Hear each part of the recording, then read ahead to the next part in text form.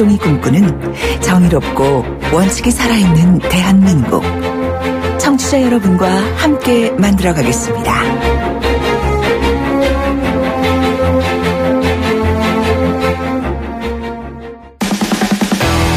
돌려보고 비틀어보는 오늘의 이슈. 이종훈의 뉴스 측면 승부. 네, 오늘의 핫 이슈 한 가지 돌려보고 비틀어보겠습니다. 이종훈 박사 오셨습니다. 안녕하십니까? 네, 안녕하세요. 오늘 이슈는 뭡니까? 또 석방. 요새 석방이 많이 되더라고요. 그럼요. 네. 네. 구속 적부심 결과 말씀하시는 거죠? 예, 그렇습니다. 어제 이제 서울중앙지법 형사 합의 51부. 예. 수석 부장판사 신광열 판사시죠? 네. 온 국민이 요즘에 다 아시는 분인데 이 롯데홈쇼핑이 한국 e스포츠 협회에 낸 그 후원금 유용하고 돈 세탁한 혐의로 구속된 네. e스포츠 협회 사무총장 조모 씨, 예. 전병헌 전 그 민정수석의 아주 측근으로 알려져 있죠. 예.에 대한 이제 구속적부심에서 석방을 결정을 내린 겁니다. 이유가 뭐라고 적시되어 있습니까? 도망 및 증거 인멸의 우려가 없다. 이렇게 이제 적은 건데요. 근데 이제 진짜 이유는 이 긴급 체포한 것이 좀 문제였다. 검찰 쪽에서. 아, 그렇습니까? 어떻게 이렇게 본 겁니다. 그러니까 이 지난 이제 10월 13일에 검찰에 출석을 했고 이제 14일 새벽에 긴급 체포가 된 건데요. 네. 스스로 두 차례에 걸쳐서 자진 출두해서 조사를 받았다. 예. 그리고 대부분 범행을 이제 인정했는데 예. 이런 사람에 대해서 긴급 체포 이건 좀 부당하다. 이런 판단을 내렸다고 합니다. 검찰에서는 요즘 계속 이렇게 뭐랄까요. 법원에서 판결이 영장이 기각되고 뭐 석방이 되고 이러니까 좀 곤혹스러운 면도 있겠습니다. 이건 특히 좀 더 곤혹스럽겠는데요. 그렇죠. 그러니까 이게 이제 검찰이 긴급 체포를 하는 이유. 예. 도주와 증거인멸 기회를 주지 않기 위해서 그러는 거 아니겠습니까? 예. 그래서 이제 긴급 체포를 하게 되면 곧바로 이제 구속영장을 이제 청구를 하잖아요. 예, 예. 그러니까 48시간 이내에 이제 구속영장 청구 안 하면 또 이제 풀어줘야 됩니다. 그래서 이제 뭐 검찰이 이번 조치와 이번 이제 일과 관련해서도 뭔가 좀 이제 할 말이 굉장히 많은 것 같은데 네. 말을 좀 많이 아끼고 있습니다. 지난번에 한번 이제 그 계속 영장 기각되고 또 구속적부심 결과 김관진 전 장관 사실은 석방되고 나서 약간 그렇죠. 불만 토로했었잖아요. 예, 예. 그 이후에는 약간 좀 말을 좀 아끼고 있는 그런 그 상황인데요. 예. 그런데 뭐 내부적으로는 네. 아니 긴급 체포도 적법하게 절차에 따라서 했고. 예. 그래서 또 영장 전담 판사도 영장 발부했고. 예. 그런데 이제 와서 이게 석방하는 건 좀 납득하기 어렵다. 이런 내부 반응이라고 지금 알려지고 있습니다. 네. 여기서 김명수 대법원장의 말씀을 올리는 건 좀 그렇지만 네. 법원의 판단 기준이 좀 바뀐 게 있습니까? 왜 이렇게 좀 이렇게 너그러워졌다 그래야 되나요? 뭐 이제 이번 이제 결과와 관련해서 네. 서울중앙지법 측은 수사기관의 효율성을 위해서 긴급 체포 후 구속하는 식으로 해왔는데 관행적으로 뭐 그런 것을 이제 하지 말라는 뜻이다. 네. 구속 편의주의적인 관행에 제동이 걸려야 한다고 생각해서 기각한 것이다라고 설명을 했는데요. 예, 예. 그런데 이게 적어도 사전 예고는 좀 해줘야 되지 않겠어요? 검찰에 네. 우리 이제 사법부의 법원에서. 방침이 이렇게 박혔다. 예, 예, 예. 그러니 예. 불구속 원칙을 좀 더 우리가 강력하게 적용하기 위해서 이렇게 예. 하니, 예. 그러니까 알아서 이제 좀 그쪽에서도 고려를 해서 예. 영장 청구도 하고 해라라고 사실은 좀 알려줘야 하는 거 아닌가요?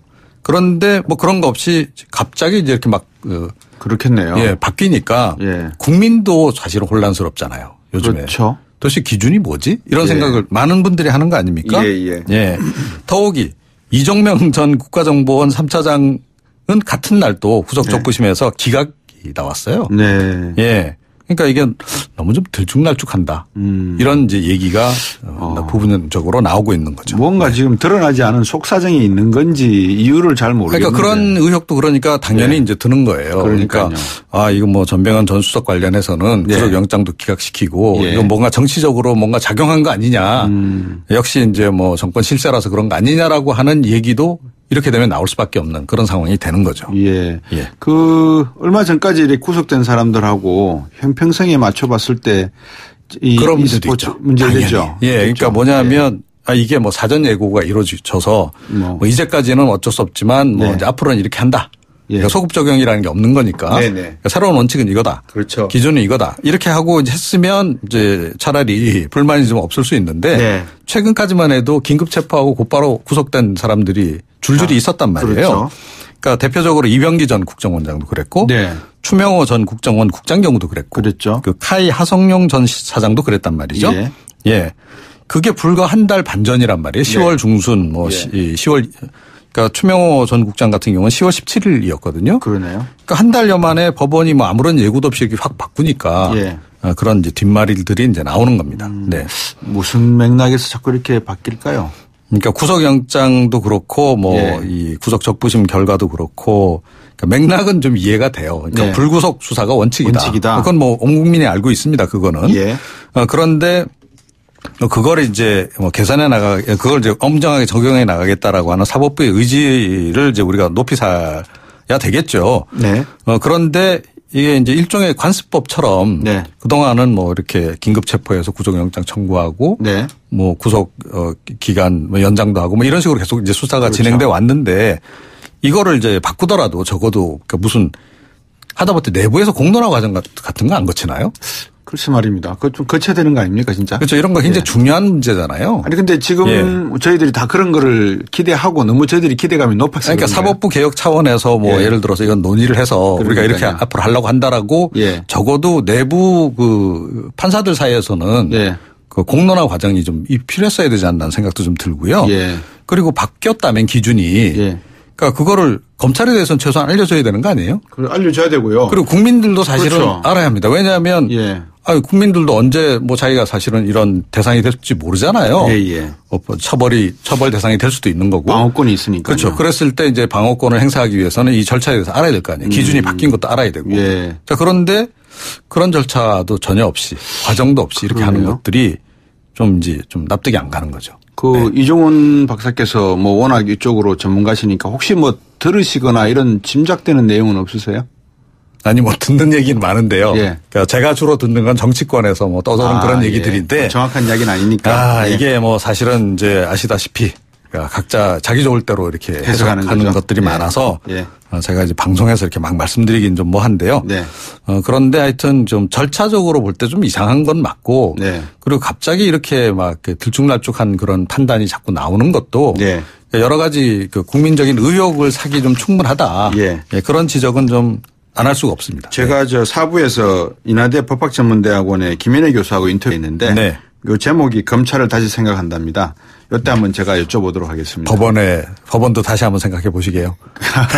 법원 쪽도 한번 여쭤봐야 될 것 같습니다. 오늘 말씀 잘 들었습니다. 고맙습니다. 시사평론가 이종훈 박사였습니다. 청취자가 묻고 박 박사가 전한다.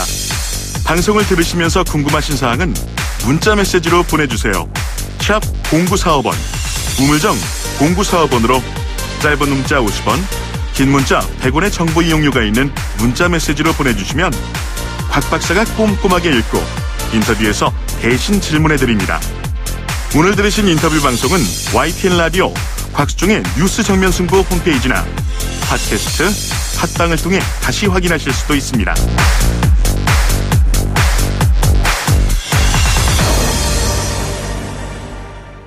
우리가 쉽게 잊어버리지 말아야 될 것은 아직 꿈도 펼치지 못한 어린 학생들의 이런 생명이나 인권이 무참히 밟혔을 때 또 펴보지 못한 그런 꿈들이 무너졌을 때 반드시 우리는 이름 석자라도 기억을 해둬야 된다고 저는 보거든요. 기억하실지 모르겠습니다만 제주에서 한 실업계 고등학생 이민호 군이죠. 실업 과정 속에서 안타까운 생명을 잃은 적이 있습니다. 그러다 보니까 이제 또 여론이 일어나죠. 이걸 어떻게 해야 되느냐. 직업계 고등학생 현장 실습을 개선해야 되겠는데 폐지하는 게 맞느냐 아니면은 개선하는 게 맞느냐 여러 가지 이야기가 나오는 것 같습니다. 삼내공업고등학교에서 2학년 담임 맡고 계십니다. 김기옥 선생님께 직접 한번 말씀 들어보겠습니다. 안녕하십니까 선생님. 예, 안녕하세요. 수고하셨습니다. 네, 오늘 그 삼내공업고등학교는 어디에 있습니까? 전북 완주군에 있습니다. 예. 그 직업계 고등학생 현장 실습 제도 개선 방안 오늘 살펴보셨습니까? 읽어보셨습니까, 내용? 예. 어제 발표된 거 읽어봤고요. 예. 예. 어떻게 보십니까? 전면 폐지하는 거 맞습니까? 아니면 개선하는 정도입니까? 어떻게 보십니까? 문구상으로는 조기 취업 형태의 현장 실습을 전면 폐지한다고 되어 있는데 그 다음 줄에는 학습 중심 현장 실습의 경우에는 허용한다. 이렇게 되어 있거든요. 그게 무슨 말입니까? 그러니까 현장 실습이 조기 취업에 변형된 형태로 유지되는 것들을 폐지를 하는데 그걸 교과부에서 학습형 현장 실습을 운영한다고 올해 이제 발표를 했었잖아요. 8월달, 10월달에.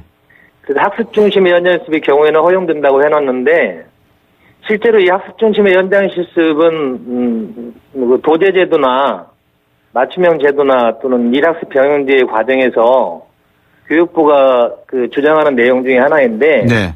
현실적으로는 이 학습 중심의 현장 실습을 준비하는 것은 이제 산업체 현장이거든요. 네네. 근데 현장이 문화적으로나 제도적으로 전혀 준비가 안 되어 있는 상태였기 때문에 그동안 몇십 년 동안 현장 실습 제도 개선 방안을 그렇게 주장하고 노력을 했음에도 불구하고 그게 시행이 안 됐거든요. 예. 그래서 교과부에서 이번 대책에서도 이제 고용노동부나 산업체들은 빠져 있거든요. 예. 예, 그래서 교과부에서 학습 중심 현장 실습을 추상적으로 하려고 하는 것들은 이해를 하지만 예. 현실적으로 산업체에서 이것들을 받아들일 수 있는 준비가 안 돼 있다. 예. 그래서 이것들이 이제 말로만 그칠 우려가 있다고 판단을 하고요. 네. 그래도 어쨌든 전면 폐지를 내세우고 있고 현장 실습에 준비하는 기업체에 대해서 인센티브를 제공하는 계획이 있다는 것들은 조금은 긍정적인 부분이 보이긴 합니다. 예. 아니, 근데 좀 말씀 듣고 보니까 궁금한 게 하나가요. 예. 현장 실습은 폐지된다 그랬는데요. 예. 현장 실습하고 그다음에 학습 중심으로 전면 개편된다고 하셨지 않습니까? 예. 학습 중심이라는 말과 현장 실습이라는 말의 차이가 뭡니까?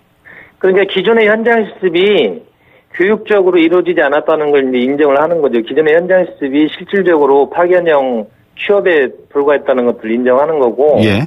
현장 실습의 교육적인 기능을 살려서 학습형 현장 실습을 하겠다라고 추가적인 이제 부연 설명을 한 거예요. 네. 선진국에서 이루어지는 현장 실습은 산업 현장이나 사회가 교육적으로 다룰 수 있도록 제도화되고 문화적으로도 정착이 되어 있는데, 예. 우리는 그 용어를 가져오긴 했는데 예. 현장에서 이게 실제로 교육적인 기능이 되지 않다 보니까 예. 변형된 취업으로 지금까지 진행이 되었던 거죠. 근데 이게 현장 실습이 학습 중심으로 바뀌면 방금 말씀하신 변형된 그 모습으로 운영되어 왔던 것이 또 다른 변형을 일으킬 가능성은 없습니까? 말로만 그칠 우려가 크다는 거예요. 예. 그 기업은 전담 지도자를 지정해서 실습 학생들의 실습을 지도하도록 되어 있는데 기업이 전담 지도자를 지정하라는 말은 또 무슨 말입니까? 이를테면 기업에 이 현장 실습을 담당할 수 있는 담당자, 교육을 실시킬 수 있는 그 현장의 기술자들, 예. 이런 것들이 이제 지금 사업으로 하고 있는 게 도제 사업이나 이런 부분들이 있어요. 네. 근데 체계적으로 이제 형식이 갖춰져 있는데 작년부터 하고 있는 도제 사업의 경우에도 현장에 가면 네. 실질적으로 아이들의 교육을 할 수 있는 커리큘럼이 짜져 있음에도 불구하고 예. 그렇게 이루어지지를 못하고 있거든요. 예. 왜냐하면 현장에 있는 그 핵심 기술자들이 아이들을 데리고 교육을 시킬 수 있을 만한 분위기가 안 되죠. 거기 생산에 투입이 되어 있기 때문에 네. 한쪽으로 방치되어 있거나 아니면 생산 현장에서 동일하게 생산을 보조하거나 이런 경우로 지금 전락되어 있거든요. 자, 그러면 그 기업 쪽 이야기를 제가 하나 여쭤봤으니까 학교 쪽 이야기도 한번 여쭤볼게요. 예. 지금 학교에서는 이 현장 실습이나 아니면은 뭐 학습형 뭐 실습을 나간다 할 때 예. 결국 중요한 것은 취업이 얼마나 되고 있느냐. 이게 학교의 업적이고 교장 선생님의 업적 아닙니까? 그죠? 그렇죠. 그러면 거기서 나오는 학교 평가를 가지고 예산 지원 체제가 만들어지는데 예. 이게 뭐 말만 바꿔서 뭐라 그럴까요? 현장 실습을 학습 중심이라고 바꿨을 따름이지 전혀 바뀌어지지 않는 모습 같아 보이는 건 뭔 일입니까? 근데 대책에서도 취업률을 연계하지 않겠다. 네. 이렇게 나와 있어서 좀 다행스러운 부분이 있는데요. 연계 안 할까요? 현장 실습을 폐지하거나 그런다고 해서 아이들의 취업을 시키지 않겠다 또는 취업이 바람직하지 않다 이렇게 하는 건 아니거든요. 네. 아이들이 고졸 아이들이 자기 전공과 맞는 직업 훈련을 학교에서 받고 적절한 취업체에 좋은 취업체에 취업을 나가는 것들은 우리의 교육적 목표죠. 네. 그래서 현장 실습을 폐지한다고 해서 그게 취업률과 연계되지 않는다 이런 등식은 성립하지 않고요. 그러니까요. 현장 실습을 폐지하더라도 아이들이 좋은 취업체에 연결될 수 있도록 사회적인 노력이나 이런 것들은 학교에서도 마찬가지고 예. 더 이제 강조가 돼야 될 부분이라고 생각을 해요. 네. 또 네. 하나가 예. 또 하나가 있습니다. 지금 그 3학년 2학기 6개월 동안 현장 실습 나가는 모양입니다. 아니죠. 그건 여러 가지 체험형 현장 실습의 그 방법 중에 하나인데 네. 실질적으로는 전국에 있는 대부분의 한 80% 정도 이상의 학교들이 예. 파견형 현장 실습을 나가고 있죠. 아, 파견형 현장 실습은 뭡니까 또? 학습 중심 현장 실습이라고 교과부에서 지난번 홍수현 사건 이후에 예. 대책을 내놨었는데 이게 현장 의견을 반영하면서 10월 달에 후퇴된 안으로 나왔어요. 예. 현장에서 바라보는 것들은 이게 학습형이냐, 뭐 파견형이냐 이런 용어의 문제가 아니고 네. 언제 실습을 나가는 여기에 이제 핵심적으로 몸매달고 있는 거예요. 예. 그래서 우리가 교육과정 3분의 2 이상 이수하면은 11월 달이 되니까 예. 11월에 학교의 교육과정을 정상적으로 이수하고 취업을 나갈 수 있도록 하자라고 했을 때 그걸 조금이라도 당기기 위해서 유예조항을 넣은 거예요. 네. 수업 일수의 3분의 1이 지나면 그 60일 이내에서는 더 허용할 수 있다, 현장 실습을. 예. 그렇다 보니까 자꾸 11월, 10월, 9월 이렇게 땡겨서 나가는 것들이고 그런 논의가 되는 지점에서도 이번에 제주도에서 있었던 사건은 아이들이 7월 달에 나갔잖아요. 그렇죠. 그러니까 사회 환경이 변하고 있는데도 지역적으로도 편차가 있고 조금이라도 먼저 실습을 나가야 아이들 취업에 유리하다는 이런 생각이 만연하고 있는 거예요, 현장에서는. 예. 그러니까 학교 간 경쟁도 존재를 하고요. 예. 지역 간 편차도 존재를 하고요. 그렇죠. 그다음에 고용노동부나 교육부의 정책도 각각 다르게 지금 나눠져 있고요. 예. 이게 또 방금 뭐 선생님께서는 오랫동안 교육계에 계셨으니까 충분히 인지하고 계시겠지만 어제 오늘의 문제가 아니지 않습니까, 결국은? 2008년에 한번 그 노무현 정부 시절에 11월 달로 현장 실습이 실질적으로 그 연기된 적이 있어요. 그 파견형 현장 실습을 폐지를 하고 예. 정상적인 교육적인 실습을 하고 취업을 하자. 예. 이렇게 총리실에서 대책 그 마련까지 됐었는데 예. 그 뒤에 이제 정부에서 그런 교과부 지침이나 이것들 다 폐지한다고 하면서 네. 다시 막 땡겨지기 시작하고 이렇게 경쟁이 치열해지게 된 거죠. 네. 그 청취자 한 분이 문자를 보내주셨습니다. 2263번님인데 1983년 군에서 부사관 후배로 들어온 하사가 삼내 고등학교 출신이어서 반갑습니다. 그 친구도 부사관 학교에서 기초훈련 받고 공병학교에서 교육을 받고 왔던 것입니다. 라고 하셨는데 삼내 고등학교 선생님이 나오셔서 이렇게 인터뷰해 주시니까 청취자분이 그 문자를 보내주셨네요. 예, 반갑습니다. 그 선생님께서 정리를 한번 해주시죠. 그러면 현장에서 선생님이 보시는 현장 실습이라 그럴까요? 학습 중심의 교육 어떻게 바뀌어야 된다고 보십니까? 말 그대로 학습 중심의 현장 실습이 되려면 우리 산업체가 기업 문화가 생산뿐만 아니라 교육에도 기여를 해야 된다. 네. 이런 그 사명의식을 가지고 그 이제 사명의식으로 안 되니까 구체적인 재정적인 지원이나 제도적인 지원을 해줘야 되거든요. 네. 독일 같은 경우는 우리 회사에 취업하지 않더라도 우리 업종에서 필요한 기술을 가르치면 네. 그 아이가 어디론가 그 업종에 필요한 데 가서 일을 한다. 이런 사회적인 합의들이 되어 있거든요. 예. 근데 우리는 이제 그런 기업에서 이런 합의나 이런 것들이 없기 때문에 당장에 아이들이 오면 그 아이들을 전담할 수 있는 인력도 없고 교육 시스템도 없고 네. 그 뭐 대기업이든 중소기업은 다 마찬가지고요. 예. 현재 그걸 시범적으로 진행하고 있는 여러 가지 정부 사업들도 네. 제대로 이루어지지 않고 있기 때문에 일반적인 현장 실습은 더더욱 어려워질 거다. 그런 생각이 들고요. 현장 실습이 취업률이 문제가 된다, 현장 실습이 폐지되면 이런 우려를 현장에서 선생님들이 굉장히 많이 해요. 예. 그런데 실질적으로 현장 실습이 아니어도 아이들이 정상적으로 취업될 수 있는 어떤 시스템, 제도 개선 이런 것들이 필요한 거죠. 예, 알겠습니다. 정상적인 취업 시스템이 필요하다는 말씀으로 결론을 내겠습니다. 오늘 말씀 잘 들었습니다, 선생님. 예, 감사합니다. 삼내공업고등학교 김기혁 교사였습니다. 3부로 오겠습니다.